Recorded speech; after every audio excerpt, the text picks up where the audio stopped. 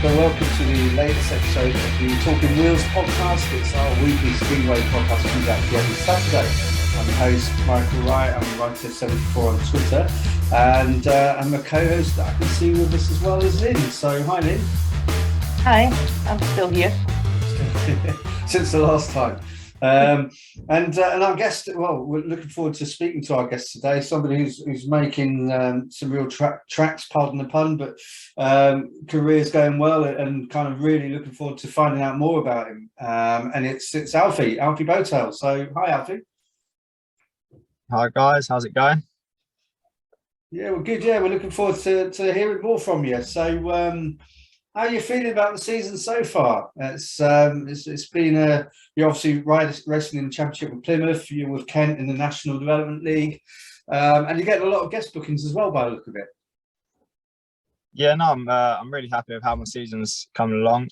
Just trying to sort of take it meeting by meeting and keep it consistent and not confuse the matter. That's the aim at the minute, just to try to keep everything simple and just one race at a time.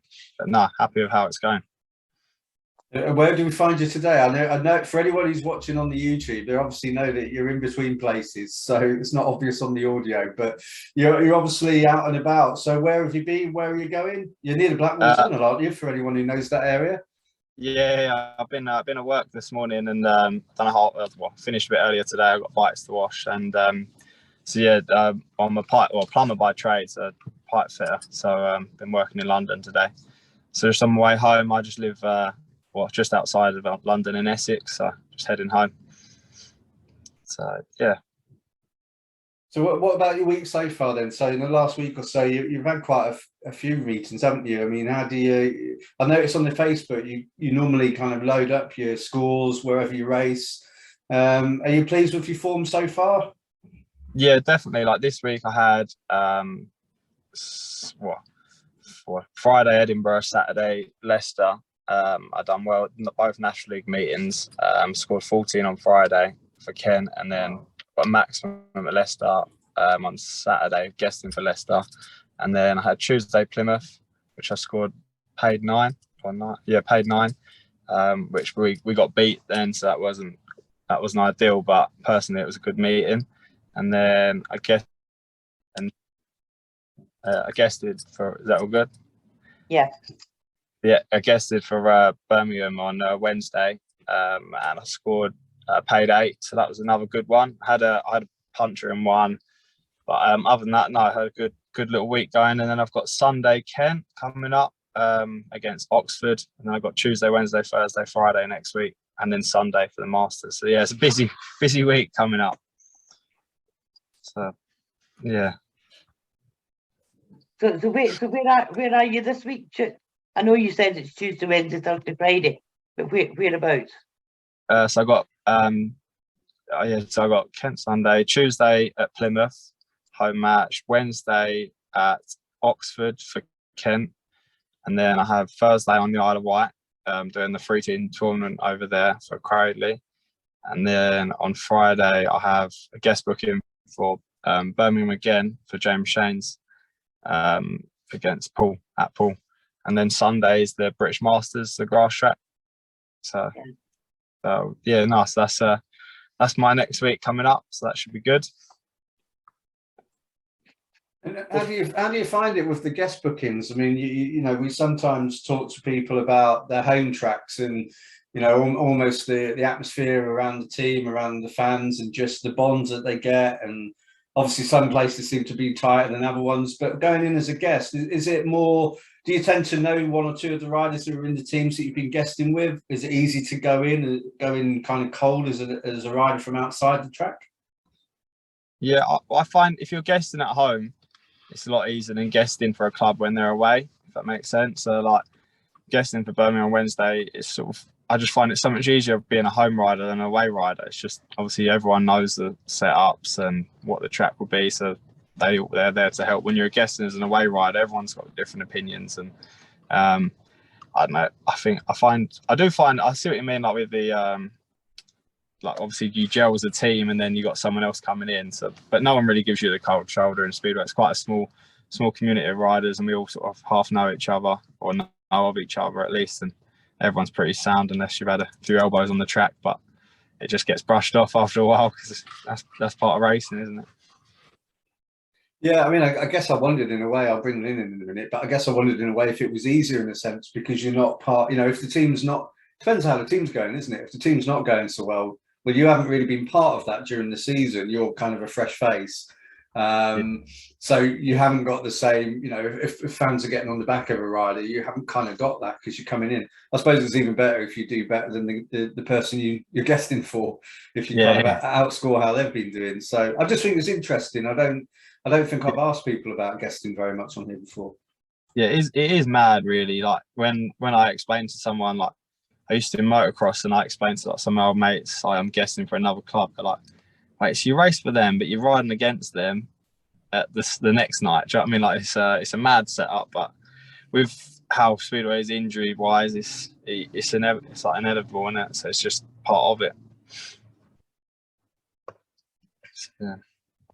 So I mean, you're really quite dedicated to Speedway now, but you do the grass track and the long track and stuff as well. Do you have a preference? Yeah, to be honest, I prefer Speedway. It's a lot smoother. But I've only done like five grass track meetings in my life. I met some guys over on the Isle of Wight when I rode over there a couple of seasons ago, and this guy called Ryan Cooper and Ben Ainsley, like they're so I don't actually own the bikes, it's their bikes. It's Ryan Cooper's bikes, and I just put my carb and engine on it and go and give it a go. He always thought I'd be all right at it, and we gave it a go last season for the first time, I think, and it went all right. We got the wild card for the Masters, and I think I got 6th or 7th, so hopefully I can better that this year. Yeah. But I do prefer Speedway. And you're quite dedicated to Speedway. A little bird tells me that you even rode a meeting on the day of your child's birth. You left your poor wife alone with the baby. Yeah, no. So, I was told that it was she was getting induced, and I was loaded up, ready to go, and we was late, and so I went down the hospital. I wasn't planning on riding. I had it in my head that I wasn't riding, sort of thing, but I was ready just in case, to see what they were saying. And then the nurse said, it's going to be a minimum of 24 hours before anything happens. Like, she was pretty certain. And it was during COVID, sort of thing, so I couldn't exactly. I'd only be sitting at home waiting for the phone call, like, to drive up there. And between me and my missus, she just went, there's no point being at home for the next 24 hours. You might as well go to Plymouth. It was like midday at the time, or 1 o'clock. Obviously, Plymouth's like 4.5, 5 hours from me. She was like, if you are, like, my bike's in the back of the van, like in the car park. I was ready to go, so I sort of jumped in the van, headed on up there, and I rode. And as I come in for like my heat 14 or something, my phone was. Everyone knew like the circumstance, like. So my phone was on the side, on top of my toolbox. I was like, if anyone sees my phone ringing, you got to shout me, let me know. So I've got, because if it is, I'm load up and going. But so she went into labour, and luckily I got back from Plymouth to mine in about a 4.5 hour drive in 3 hours. I was going for it, and we launched everything in the van. All the team helped me load up and that, and then I got there just in time. Like, he was half out, half in, so. And I still got to cut them, so it was a bit savage. But I made it, so it was pretty cool. But, and I had a good night racing, so win-win. Yeah, so it was pretty cool. It was a mad experience, but yeah. Yeah, I think Speedway wives and partners have to be a different breed. Yeah, well, to be fair, mine sort of stays clear of it. She's nothing to do. Like, I've been with my missus since like end of school days, and she comes every now and then, but. She likes to it's like, I don't know, it's different, and you don't bring your missus to work with you. And I suppose if I'm trying to do it like professionally, then I need to be 100% professional at it. So yeah, but she's good. Well, at least she's understanding about it, because you've got to travel here, there, and everywhere. Yeah, it's a lot of time in the van and in the workshop, that's for sure. Just it is relentless, but you just got to make it work, I guess. And you got to remember, it's only for like 7 months a year solid, really, and it's and then the rest of it is you can sort of do what you want with your time. But yeah, no, make it. The days that you get at home, you've got to make them count, I guess. Alfie, not. I don't want this to sound kind of, like old-fashioned attitude with men and women, but I've got a little in myself, and I think you've planned this quite well, because you're getting away really at some of the trickiest times, and maybe by the time the end of the season comes, the little one will be just that bit bigger, and you'll have more fun with it. Yeah, literally. To be fair, he's won next month, and he's like running about everywhere now. So he's becoming a handful, that's for sure. So I reckon by the time the season's finished, I'll be able to teach him to ride a bike in the winter. That was my next question. When's he getting his first bike? I understand the age of 3 is to actually make the bike small enough for a 3-year-old. Because my granddaughter was nagging me about it. I got him one before he was born, to be fair. I got him a little PW50, but it's gathering dust at the minute. But it'll be ready for him when he's ready. I'm not going to push it upon him. If he wants to kick footballs around, then he can be a footballer, but I don't like that. I'd rather him ride bike. Yeah. You see that a lot with Kenneth Hansen. I don't know if anyone follows him, but I kind of met him years ago when he was just starting out. But now it's nice to see his kids. He's got Enzo and Anakin, and you see them both racing in their gears and all that, the Kevlars and stuff. It's just brilliant. Yeah. I remember it might as well before your time really, Alfie, in Speedway, but Henke Gustafsson, I remember him because Kings Lynn's where I started going. I haven't mentioned that on an episode for a while now, but Kings Lynn was where I first started watching, and I saw Henke Gustafsson's little boy, because I'd take him in the bar after meetings, and that turned out to be a rider. It seemed like he turned out to be a rider himself who did pretty good as well. Yeah, it's nice to see. Yeah, no, definitely. I'm not sure what route I would go down, like if I get him to do motocross first and then go on to speedway when he gets a bit older, but I don't know, we'll see how he goes. Just I don't know, just enjoy it while he's young, I guess, and then worry about bikes in a few years, I guess. What was your route in though, Alfie? So because a lot of people come in through like the grass track route or other disciplines, how did you get into speedway yourself? So I used to race motocross from when I was like 6-7 years old.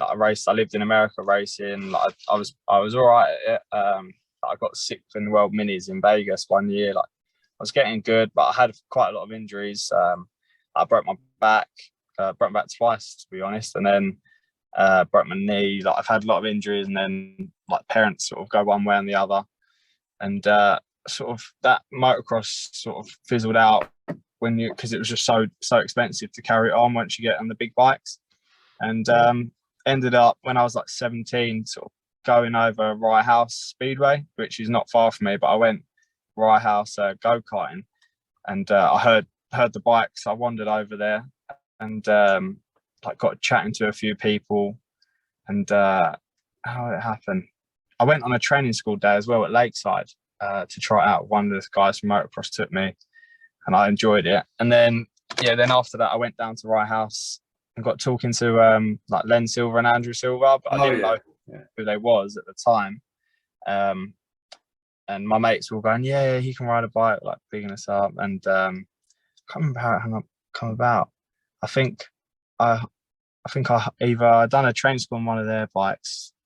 No, I think I brought my own bike off of Adam Olot. I don't know if you remember him from back in the day. We used to ride for Sheffield. And because we knew of Ty through motocross, because he was in the same group of friends like Ty Wolfton. So I sent him a text and said, do you know of any bikes for sale? And I think he found that one of Adam Olot's for us. But that's like one of the only times I've actually spoke to him since, to be honest. But I knew of him then, bought a bike, went down the training school. I think I put petrol in it the first day. Did not have a clue. And did not have a clue about it, and just went from there. I think I rode like 1 or 2 days, and then Len said, like Len Silver said, come with me, like sign a contract, ride for us for National League. This is like in February of 2016, I think my first season was. I'm not sure, I can't remember what year it was, but for our house, maybe 2016, 15, I'm not sure. But and then he was it 15? 16 was Mildenhall. Oh yeah, so 2015. So this was in February 2015, yeah, so they literally offered me to ride for them. I had a smart car, I think, at the time. Like I didn't have I didn't have anything to like drive around in. I was just past my test, and well, maybe a Polo, I'm not even sure. And they basically helped us out for the first year. Like without Andrew Silver, I would 100% not be racing today. Like I still speak to Andrew most days.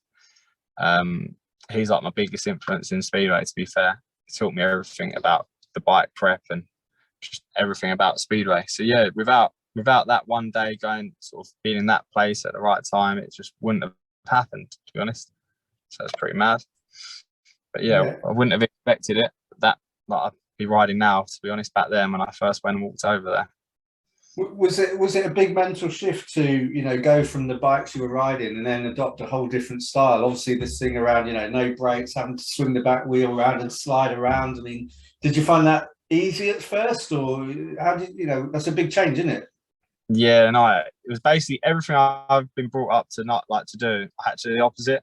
So like the throttle control, like I already had throttle control, but it was the opposite. So like on a speedo bike, if you flat out and you shut off, you sort of sometimes go faster where the back wheel stops spinning. On a motocross bike, you go slower. So it's then like you lean in the opposite ways to go around the corner, and it's just alien, aren't they? The bikes are just so different to any other bike. But no, it's definitely a different sport, that's for sure. Definitely. Do you have any good luck rituals or anything that you try to do with every meeting? I put everything on my right hand side goes on first, if that makes sense. Like my right sock, my right knee brace, like my right boot, everything on my right hand side goes on first. I've done it for years.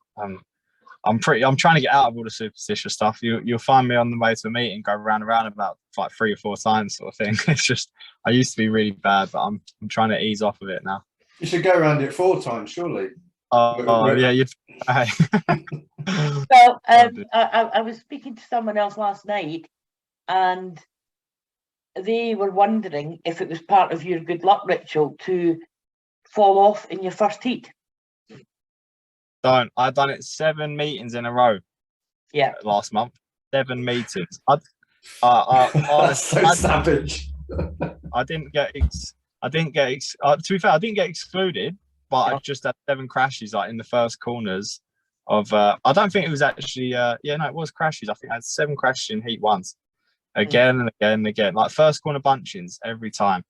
I don't sound too aggressive sometimes. I don't know. I just maybe get carried away a bit, and I don't know. It's easy to get nudged on Speedway, but hopefully I'm out of that stage now.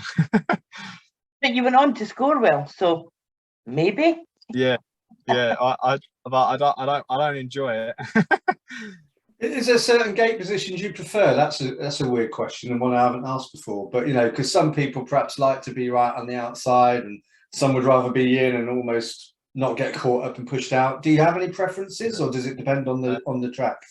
I prefer early on in the meeting, like my heat ones and stuff. I'd like be on the inside, to be honest. I'd rather be on gate 1, to be honest, 1 and 3 everywhere I go, just to start with.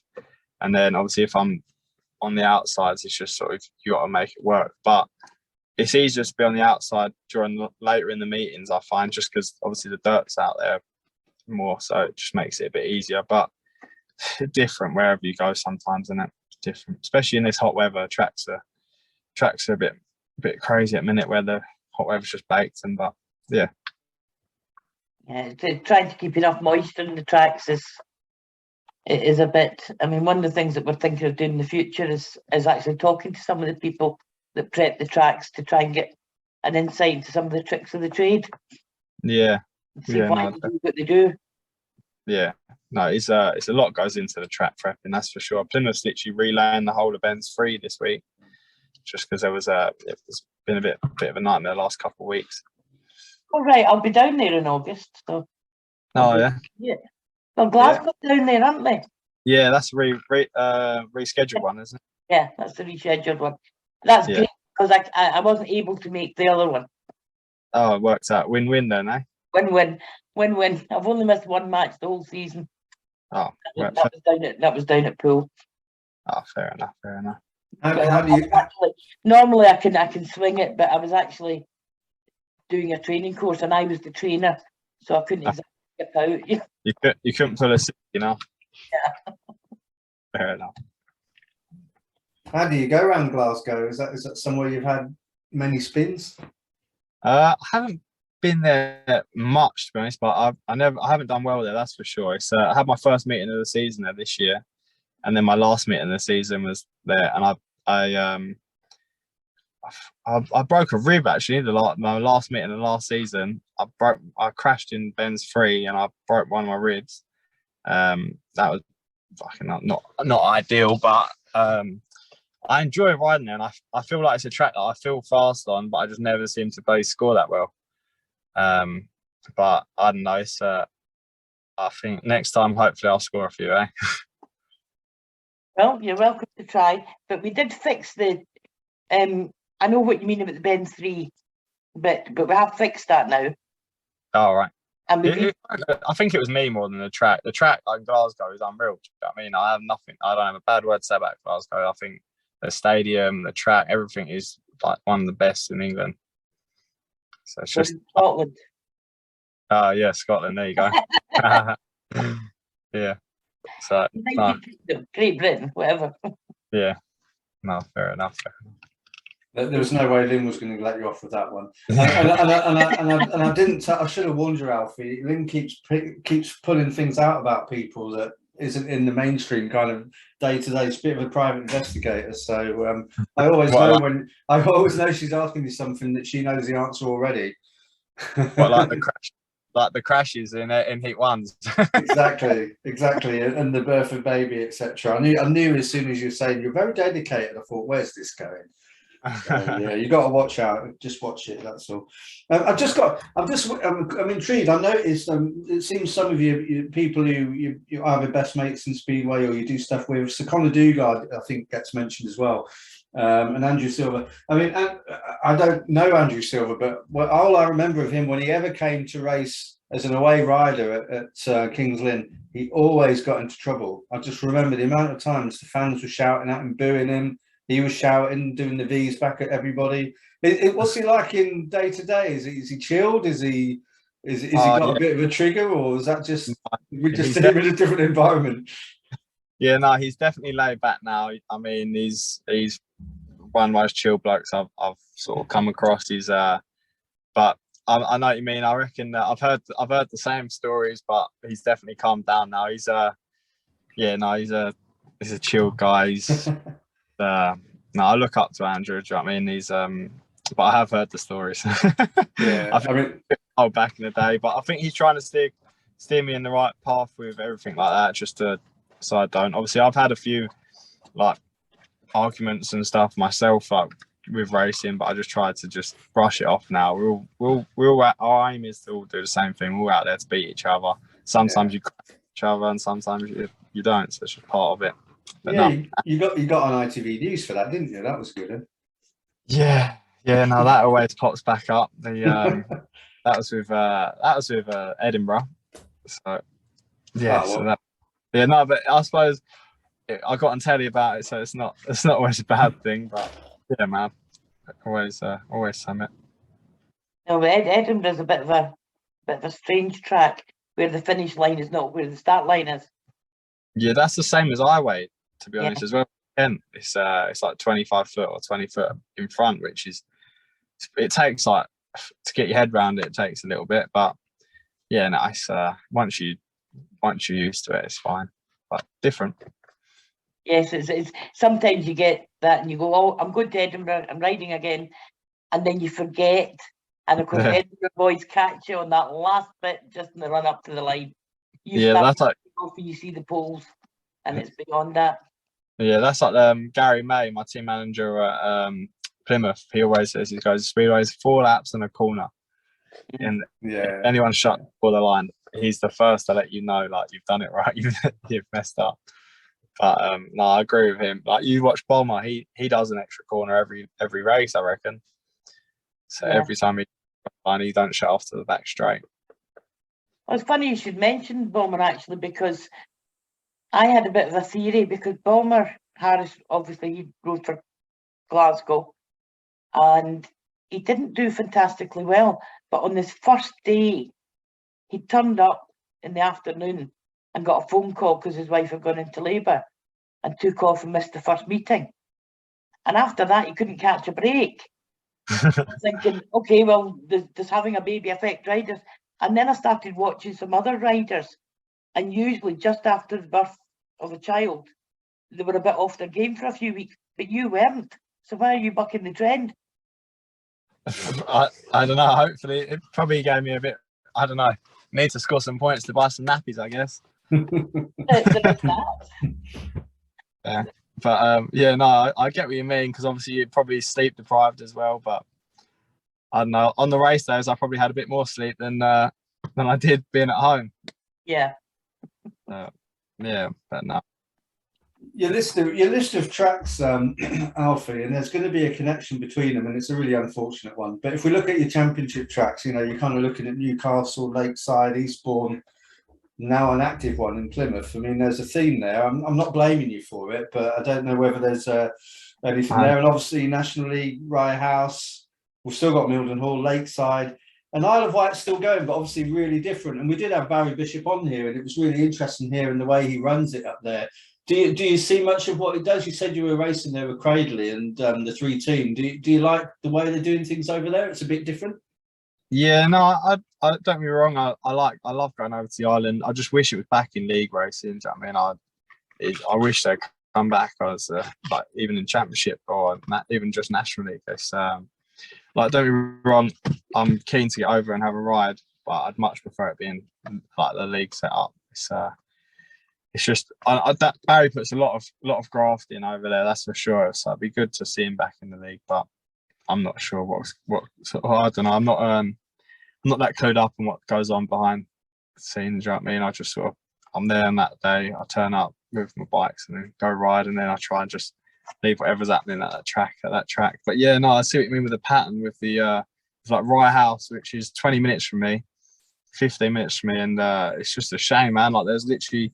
It's still there, but it's I'm pretty gutted about that. And then Lakeside, which is 20 minutes as well, the other direction. Yeah, it's not good. Then Eastbourne, it's not good, man. How it's all panned out. And now Newcastle, it's just savage, really. So hopefully something can happen, but I don't know. It's just it's a hard old game, mate. Yeah, that's one of the troubles, isn't it? You know, we talk on a lot here about, you know, the future of Speedway really in this country, and obviously how hard it is. It seems to be hard to make it pay. And, you know, when you're hearing about crowd figures at Birmingham and Newcastle of less than sort of 300-400 people, I mean, you just wonder how anyone can make a business of it. Are you protected as a rider? Are you protected from that side of it a bit? Because you're just thinking, really, you know, you need to make a wage and you need to kind of develop as a rider, but I'm guessing you don't get too involved in the business aspect of it. Yeah, no, literally, I try not to. Like, I get sick of hearing about people like saying, "Oh, it's a dying sport, this, that," and I just sort of try to switch off from it all, just because I don't want to hear that before I go ride, or even ever. Do you know what I mean? It's the sport I love. I love racing, and I've learned to love speedway over the last few years, and it's horrible how. I don't know. I feel like if there weren't so many people saying stuff like that, it wouldn't be as bad. I know it's just my opinion, but I feel like if everyone wasn't to keep putting downers on it, it's like every motorsport now. It is in the same boat, really. It's just speedway is obviously because you have a lot more clubs and they rely on the supporters more than sponsors, I guess. So in like motorsport, everyone pays to ride. In speedway, like everyone pays and the team pays the rider instead of it being the actual track and the team pay the riders. But it's just run different. So I don't know. We'll see how it all pans out, but see what happens. It's nothing new. It's just a bit more visible. My husband used to collect lots of speedway programs, and we've got them going right back to 1946. And so quite a while. And if you actually looked at the ones in the 50s, comments there, we're going, "Oh, this is a dying sport. Nobody wants to come. It's dirty. It's smelly." You're going, that sounds familiar. It's just not as visible. It wasn't as visible then. Yeah, no, bloody. Well, that's what I mean. People have been saying it's dying then for like what's that, 70 years ago, so 60 years. This, Yeah. I mean, it's still going, and I don't know. I feel like the racing's getting good. Like these, I'm still watching rise. Everyone's like, oh, well, some people, not everyone, sorry. Some people are saying, oh, the bikes are now doing this, that, but there's still some bloody good races out there, man. It's just, I don't know, see how it all goes. I mean, it's hard to believe, but football actually had a similar period where they thought that football was going to die because people weren't going to the matches anymore. They were staying at home and watching other things on television. And I think they had it lucky with television becoming interested. Now, Speedway used to be on television every week, but it was only snippets. So it was no way to get people involved. Whereas the BBC was the one that started the football, and they put a camera team at every ground. And that meant that they could then sit there at night, because they never used to show it live. They would sit at night and edit it and decide, that's a good match, we'll show that. Yeah, I think that's pretty good too. That's a good way of doing it. Obviously, it costs money, but everything's in nowadays. I feel like need a club in London. I feel like that. Yeah, I mean, I watched Speedway down in London. I'm old enough to remember Speedway in London. And then when I moved down to London to work, and I thought, hang on, there's no Speedway clubs now. What's happening? Yeah. So I moved to Leeds, which made it a bit easier because then I had, Scunthorpe, Sheffield, Bellevue, Newcastle, Redcar, all things that you could travel to. But possibly if it could maybe get one of these new streaming companies that are trying to make a name for themselves. Yeah. And just say, right, get yourself a crew, because the streaming companies can stream with 3 cameras. What if they set them up? Yeah. And a crew of 5, which is not huge in the great scheme of things. Yeah. And if they could get one in every ground and then do the same thing, that's the best match of that night. Yeah. Match of the week, or at least like once a week, every time one week, like one night, you're going to have a Speedway. Yeah, no, it's good. Oxford are doing well, I think. They were smashing it, I think. So that's good. That's not far from me. So that's like my local club now, I guess. But Oxford are doing it right, I believe. Track's good there. They're getting the fans in and they're like entertaining as well. So it's pretty cool.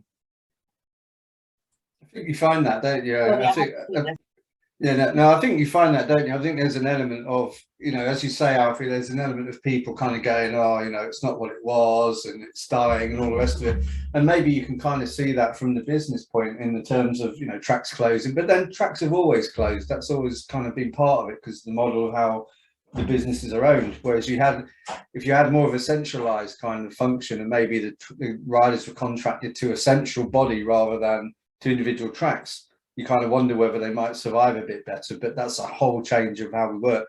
But I mean, I do a snooker podcast, and it's the same there. The people who criticize it or don't like change have normally been following it a long time, and it's resistance to anything being different. And it's like, don't touch our sport, don't meddle around with it. There's a bit of that with Speedway, isn't there? A little bit. Yeah, no, 100%. You have to. I mean, everything has to change every now and then. Do you know what I mean? To keep it up to date, but I think it's just I don't know. It needs something. I don't know. I'm not sure, but if they figure it out, then I'll hopefully be behind it. But hopefully it all changes or all picks up soon. But I'm happy with how I get on with everyone down at Plymouth, and like the promotion at Plymouth are great. Like, and Kent, obviously, I just hope the no more tracks go and you hear about more tracks opening. You know what I mean? Like Oxford, like you hear about the tracks closing, but you don't hear as much about like the new ones coming in. So like you've lost a track, but you've gained one. Be cool if Eastbourne come back, but because that's all still there. And then obviously they're building a new one up in I think in Scotland, aren't they, or Duns? Yeah, they got one at Northside, haven't they? Which is kind of Workington way, and then they've got obviously Edinburgh are going to relocate to something that looks really impressive. If you see the plans for the new Edinburgh one. yeah, so there's stuff going on behind closed doors at NA. So there is stuff is happening that's good. It's not all doom and gloom, you know. Yeah, and we've got a National Speedway Stadium. I mean, we try and be upbeat on this podcast because what's the point of talking to people and just being downer on it? And, you know, you just hope that if by talking about it, more people could get interested, or even if they just like a rider and get behind that rider, then just trying to get more people discussing it, talking about it. But, you know, that's why me and Lean do it, because we're fans. She's much more active than I am. I don't get to anywhere near as many meetings as I used to. But I think once you get hooked on it, it's just such a special sport. And at the end of the day, if it's just a track in a field with a few people watching, it's still racing and it's still a cool thing, isn't it? But obviously, you're competing with lots of different attractions now, aren't you, to try and get people's attention to spend money and come and watch it. Exactly. Especially after COVID as well, which like, I feel like it's made a lot of people like not lazy, but more late. Like they just like being in the comfort of their own home, you know. But I don't know. You got to get everyone out. I think it's just I'm the world's worst. I can't be at home. I can't sit still. I have to be like outside or doing something every day. But some people just sort of now COVID's happened. Everyone works from home. They just don't want to go out.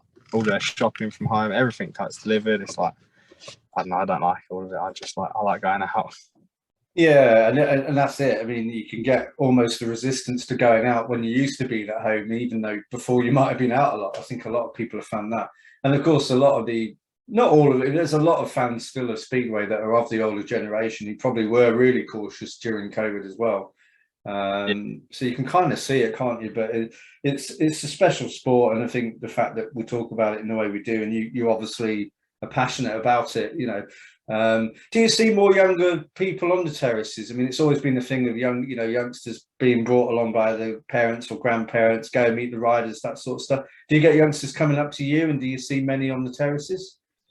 Yeah, you see like obviously, as you say, like the kids with their parents and that, but you don't see like many people like my age sort of thing, like 25s and stuff. It's not really, you know, it's not really nice.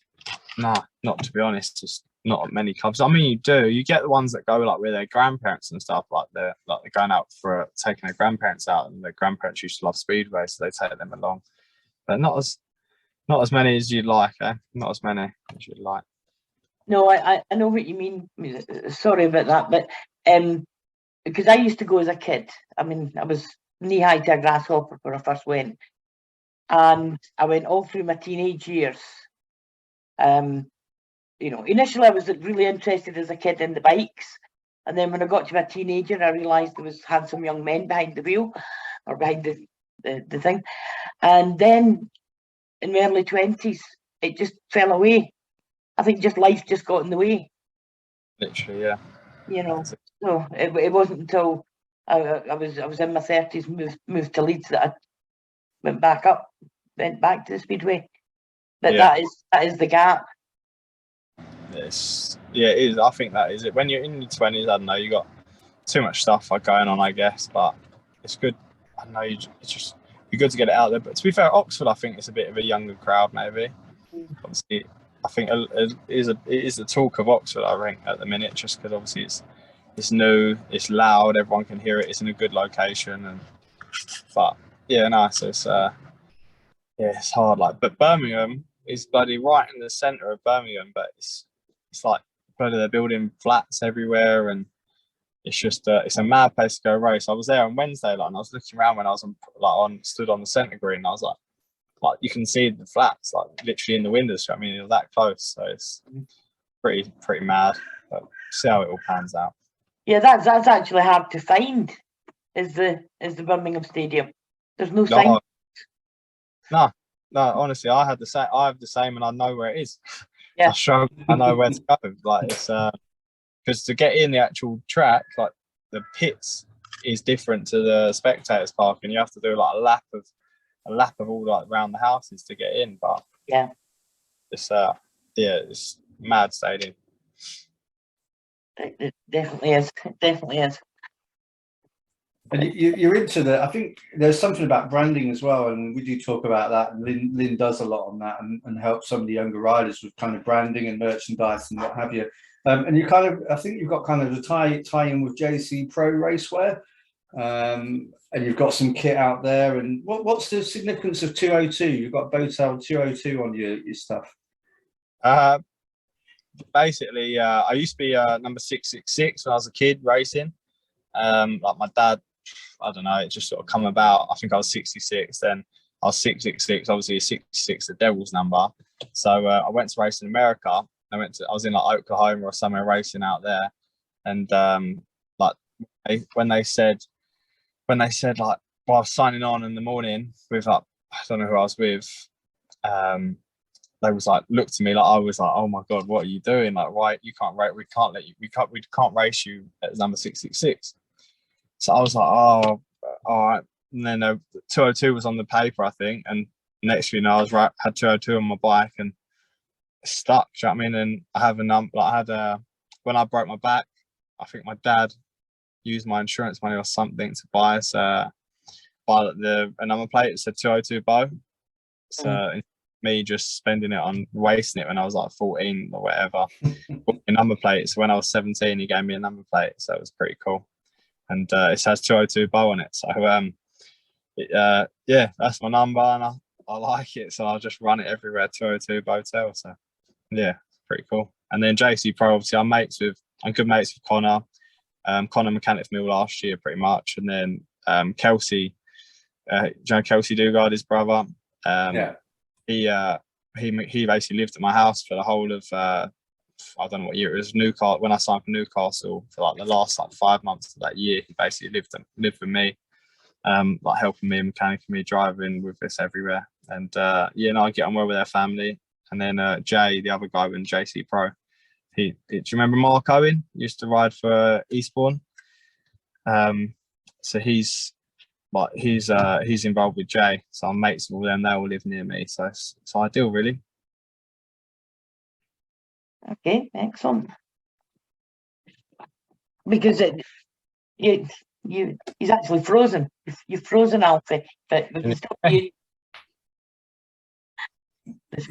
Yeah, it's all right. You're not in a bad pose. You're okay. It's more of a placeholder now, but we can still hear you, so all's good.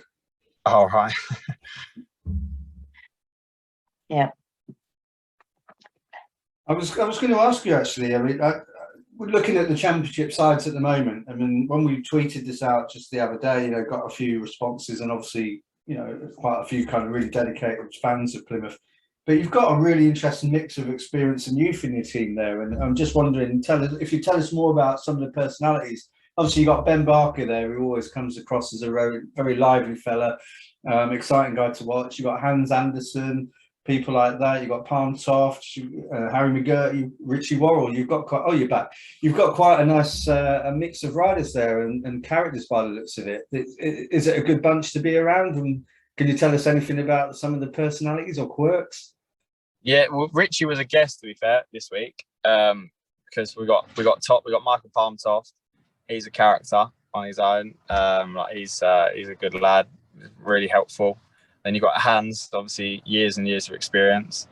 Hans Anderson, which I get on well with Hans, and I live near Stansted, so I drop him to the airport sometimes and stuff. And he's so knowledgeable. It's just unreal. Do you know what I mean? I just pick his brain left, right, and centre. He probably gets annoyed with me asking so many questions, but it is what it is. And then you got like Ben Barker, which he's a nutter really, and he's a nice guy. Like you just got to get to know him, I guess. And then you obviously got my mate Ben Morley, who I ride with a lot. He's local to me, about half hour away. Which I get on with Ben. I enjoy riding with Ben, and I get on with him like personally as well. So like it's pretty cool. So and we've got a good little team going on down there. So we just need everyone to be not injured. Obviously at the minute we've got bloody three. We've got obviously Ed Kennett, which he hasn't really rode for us this year. He done like one race, and we've been sort of playing catch up, trying to find someone to replace him. But other than that, with once everyone's back and fit, hopefully we can crack on and get in them playoffs, man. Yeah, you've had some good guests, like you say, Richie Worrell and some of the other ones. So you're kind of on the edge of the playoffs at the moment, aren't you? You've got a good shout, but obviously it's a bit tight around that way. it looks like your averages as well. You seem to be quite a bit of a home bird in a way. Is that fair to say? Yeah, no, definitely. Like I'm scoring. My aim at home is to get double figures, and my aim away is to score my average at least. And obviously, I've gone to number 2 this year, and last year I went to number 2 and I went back to reserve. And this year, I'm stayed at number 2. Obviously, everyone knows it's quite a hard number to ride at number 2. So I'm just trying to score as well as I can. My average has actually improved as well, so I'm pretty happy about that. I believe it's improved anyway. So I'm happy with that. And yeah, no, so it's just obviously like it would probably do me better being at reserve just so I can score more points. And obviously points make prizes, but number 2 will benefit me more in the long run. You know what I mean? I'm riding with heat leaders every race and it brings me on. So that's at Glasgow, you know, obviously we've got a couple of the older ones, but a lot of youth. And our number 2 is getting rotated between Brock, Connor and Danyon. Yeah, and, switch. Yeah. I mean, you talk to them, they actually think that's quite good because they get the experience at number 2 and then they drop back to the reserve the next month and make some more money. Yeah. And then another one gets a shot at it and they're just rotating it. And they're quite happy doing that because they're getting the experience and they're still getting a chance to make some money at reserve. Yeah, well, I'm just getting pure experience at the minute, so I'm just in it for the long. But no, so yeah, but no, it's good. It's a good thing, like for me, like for my confidence as well. Like I'm holding my own at number 2, which is it's good going. I wouldn't have done it last year. I couldn't do it last year, so that means I've improved. I've put a lot of effort in my equipment as well. So for the away tracks, for the bigger tracks, obviously at Plymouth you don't need anything special for the engine wise, but for the away tracks you need something good underneath it. And I'm putting a lot of effort in with my motors, getting them going, and hopefully it it is benefiting me slowly but surely. So because I to be honest, I didn't really score many away last year, but this year I've actually scored a few away. So and getting guest bookings away from home, so that's good. Yeah, you're definitely becoming a popular guest, and obviously you're doing very well at Kent. And at that level, you seem to be, you know, you're one of the kind of top riders, really, one of the elite riders. What's your thoughts on the National Development League? The reason I ask is because one of the things that came up in the last week or so, and we're going to have this guy on soon, and I'm not singling him out for any reason, and I'm not criticising, but we're going to have Lee Complin on at some stage soon, who obviously was one of the victims really of Newcastle closing down, and then turns up in the NDL. What's your thoughts on that? Some people see it as good because they see experienced riders add to the league and you can learn more. Some people think, well, they're not really developing. Do you have any thoughts on that, or are you just happy to be in it? Yeah, no, I agree. I agree. Like, obviously, it is a development league, but at the end of the day, like I was against Lee on Friday and Saturday. To be fair, so we was racing against each other all weekend, and I didn't really know he was before my time. But obviously, I know him now. But yeah, so obviously for me, I still in myself, I feel like I'm developing. I'm nowhere near hopefully I'm nowhere near peaked of my abilities, but for me it does me wonders because it keeps me on the bike, gives me bike time, and then obviously, as you say, with the experience, I feel like you need someone that's riding a lot in the team just to with setups and stuff, because obviously stuff changes all the time, and if some of the boys I'm riding with, they're not riding for 2 weeks at a time and stuff in the National League, and I'm riding a few times a week, so it's hard for them to keep sharp. You can't. Do you know what I mean? It's not possible. You have to be riding all the time to help. And then for the experienced players, I feel like every National League club needs at least one person with a few more years behind them. So I think it is a good league, and I don't know if they're going to change it all next year, or they keep saying they might change the leagues around, like one big league or National League and a top league, so it's just 2. But in Denmark, there's 2 leagues, isn't there? That's how they do it. They do a first division and Super League. So they might do it that way, but I think it's good for now. Yeah, because Denmark's trying to build back up again. Yeah. Because when I was growing up, Denmark was the place to be, and they produced the best riders. Yeah, no, no doubt they're a step ahead, like in professionalism out there. Like I've become good friends with Bjarni Pedersen last year, so I've got one of his bikes, and I drove out there at the start of the year, and I've got a bike out there as well, and I've tried ride out there, like try to get over there like once a month just to bring me on, because at the moment I'm searching for, like, I'm a small track person really, and I prefer to ride the big tracks, but I never get to ride the big tracks because they're all in the top league. And I feel like when I get the chance to, hopefully one day I get a chance to ride in top league, I sort of half need to be prepared on the big tracks. And at the moment, it's not really, like, obviously Bellevue. I've rode Bellevue once, and that was for Mildenhall, like 2016. So that was like the first year. I haven't been there since. I might have been. I don't know. I'm pretty sure I haven't been there. So it's like the British, like the capital of British Speedway, like the main stadium, I haven't actually been to. So it's in years. So it's mad really when you think about it. I'm having to fly to Denmark to ride a big track instead of what go to. I might beg to differ that that's the main stadium in the UK, but yeah. Yeah, no, where's the GP qualifier again? Why didn't you call Ashfield the national stadium for Scotland then? And then you've got two national stadiums. Actually, that is true. You could do, but the Edinburgh fans would have something to say about that. Yeah. Everyone. They've got exciting new plans, haven't they, over there? Anyway, although not really strictly in Edinburgh. Anyway, we're not going to go there unless Lynn wants to. I suppose we did get a question actually. So one of the, I think one of the Plymouth fans asked, David James's name was, and I don't think he's the ex-Liverpool goalie. But would you ever leave Plymouth to further your career? And I asked really what he meant by that, because I thought, well, where does that mean? Does that mean going to Poland or something? What does that mean? And he kind of expanded and just said, i.e. to the Premiership.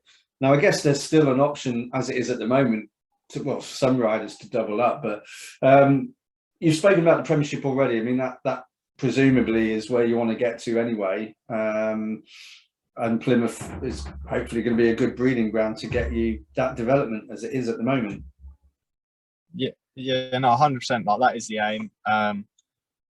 Like, don't get me wrong, I'm not saying I should be in that league now, like, because but a lot of the boys that I race against ride in that league, and I beat a few of them like week in, week out. So it's like I'm getting there slowly, but I don't want to rush it. Do you know what I mean? It is what it is. When like the team managers think I'm ready, then I'm sure I'll get a phone call. But for now, I'll just keep plugging away and hopefully get called up sooner rather than later. That's for sure. But yeah, no, Plymouth, obviously it keeps me riding.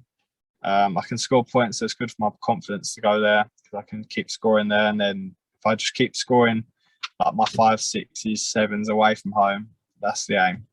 No last places, basically. That's all I want, really. No last places, and to win a few. Well, you're saying that you're looking at another team. Now, you're living south of Watford, right? Well, sorry. You're living southeast of Watford, right? And like Glasgow's in the north. So a lot of riders won't live in Scotland because it's hard to get to all the tracks. It's further to get to all the tracks in England. But surely you've got the same thing the other way around.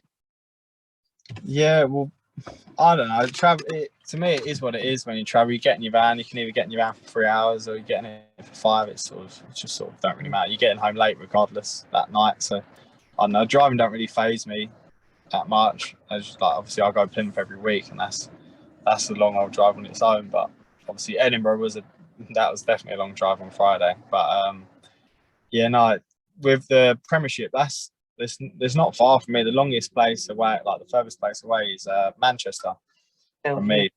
So it's yeah, no, the top league is local-ish. I mean, it's all within 2-3 hours. So that'd be ideal. But I'd happily triple up if you can. I think you can. Adam Ellis did it last year. Yeah, I think Jason Edwards is as well this year, I believe. Is he riding for Mill? Yeah. It's like, that's the thing. Jason's riding all 3 leagues, and I think he's proven himself. So, and like I think my average is I know that he rides because they reserve in the championship, and they. So, no, I'm confident that the time will come. But but just not going to rush it, you know. And you never know. I mean, as you say about, you know, where the tracks are, but it could be that in a season or two, when you're getting into the place for maybe a Premiership call-up, there might be some more of the tracks back anyway. So you could have Eastbourne back, whichever league they'd be in. You could have Swindon back, whichever league they'd be in. You've still got some options around there, haven't you, really? I mean, there's quite a few tracks that have closed in the last few years. And certainly Swindon sounds like that's more likely to come back at the moment. We don't know about Eastbourne, do we? But it sounds like possibly. So again, as you say, it swings and roundabouts, isn't it? You get the closures, but you tend to get tracks coming back. It never just stays still, or else we wouldn't have a sport left, really, would we? Everyone would have their meetings at the National Stadium. The English National Stadium, I'll stress that for Lynn. Yeah, exactly. What we like to do really, Alfie, is towards the end, just to kind of wrap up, we like to do a little bit of a quick fire round, and it's not really questions to catch you out. It's more things about your likes, dislikes, a bit more about you really, favourite things and whatever else. So if you don't mind, we call it the 5-ride maximum, and it kind of normally wraps up the episode. So you get 3 points for each one once you've answered it. So get your max in the bag. You got one not long ago. So another one today. So your first one then, can you remember the first ever meeting either that you raced in or that you watched? Yeah. Do you want me to elaborate? So I got well, the one I watched was at Lakeside, and that was V's versus Wolverhampton, and that was in 2014, I believe. And then the first one I actually rode in was in 2015, like March, and I didn't see the red light in my heat 2, and I think I smashed into the back of Danny Hume. He's my teammate. So yeah, that was the first meeting I done, first race, and I hit the floor pretty. I don't even think I crashed actually. I think he crashed and I carried on. I was yeah, so that was that. So you made your entrance then. That's it. You got to be memorable, haven't you? That's always a good thing. Exactly. Yeah.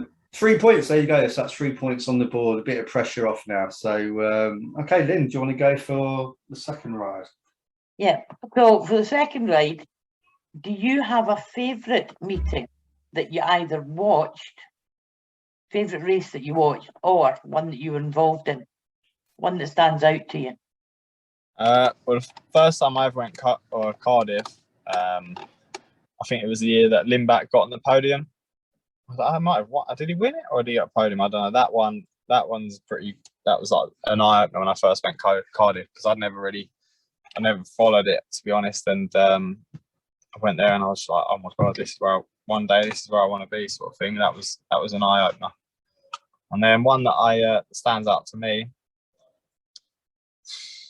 I don't know, they're all pretty mad, aren't they? So no, not really. I haven't got one that stands out to me, to be fair. I enjoy them all the same, just some are better than others. But the experience at Cardiff stands out. Oh yeah, that was insane. That was like, wow, I want to love to ride here one day. And are you going to watch this year? My little boy's birthday. You didn't take that well at all. Oh no, that was I can't. So it's his birthday party on the Saturday, which I don't know. I think my missus planned that tactically, so I'm not sure. Can't you pop some ear defenders on them and take them all around? To be fair, I would, and then but it's his party, so like we've got all that. So is that 3 points there, Lynn, or was that 2 in a bonus for that one? Are you happy with 3? No, I'm happy with 3 because it is a favourite event. Okay. Right, 6 points. We're on 6 points. Third ride then, so we're getting into the middle of the meeting. So might be an easy one, I don't know. Favourite track and or venue, because it might not be the same thing. Rye House, my favourite track I've rode. And venue, probably because it's local. But to be fair, as I do like the setup at Manchester and Glasgow. So it's but Rye House, favourite track. Right, that was the tapes to flag one. That was nobody near you. That's 9 in the bag, no problem. Yeah. Okay, so we're going to flip it. So what one do you dread going to? The still a track, or like the one that I've had some bad meetings at? The one that you don't like going for any reasons. It doesn't have to still exist.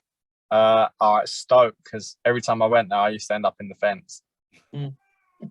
Yeah, last time I went there, I think I crashed into Tony Atkin and bloody nearly ended his career with it. It was a big crash. So it was I had to take my bike was that bent. I had to take the forks out of it to get it in the van. Oh. So yeah. Yeah, that's a very good reason. Yeah, that place was hard work.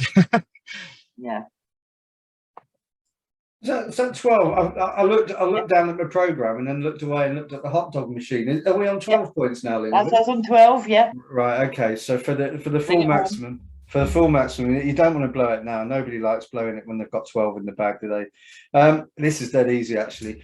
You've mentioned some riders who have had an influence on you. Is there anybody that you would call your favourite rider? And again, that could be somebody current, that might be someone you looked up to in the past, or you just love watching them. Is there somebody that stands out? Smiles it, probably. I love watching Smiles it. It's just crazy on a bike. Smiles it, yeah. And then obviously Andrew, for like, I look up to him the most, but he's Bartosz Smiles it, man. Unreal. He's come up a few times, hasn't he? I think, Lynn. I'm Yeah. sure we've had that a few times. Is he going to win? He's going to win the World Championship this year. Yeah, I reckon so. He's just different gravy. Yeah. He's calmed down a lot. Because Smiles, like at the start, he always looked out of control because of how far he would hang off the bike. I think we're used to it now, so we expect him to look like that. I don't know, but he looks out of control, but he makes it work. That's for sure. Yeah. Definitely. Right. Well, there you go. That's 15-point maximum. So you've got the bumps outside the pit gate. You've got the fans shouting and coming over, and you get pictures and all sorts. So 15-point maximum. So all it remains, Alfie, certainly from my point, before Lynn says something, is just a big thank you, really, for spending some time with us, especially on the road as well. And hopefully we're not cutting into your day too much. But it's really nice to get to know you a bit more. And I always find that anyone we have on here, it just makes you really kind of root for them in the future, because you feel like you made a bit of a connection and you just wish them well. So all the best for the season. I don't follow a championship club, so I've got no problem with saying I hope Plymouth do well. Lynn's going to have an issue with that. Oh, but I hope you do well. I hope you keep the average coming up, and that we see you in the Premiership before too long. Yeah. And hope to see you at Glasgow for the playoffs. Yeah, that's it. And Glasgow's going to make it. Down to Plymouth. Yes, and I'll see you down at Plymouth on the 23rd. All right, lovely. No, thank you. Thanks. Appreciate it. It's been great to talk to you. It's been good fun. Yes. Awesome, guys. Thank you. Have a good one.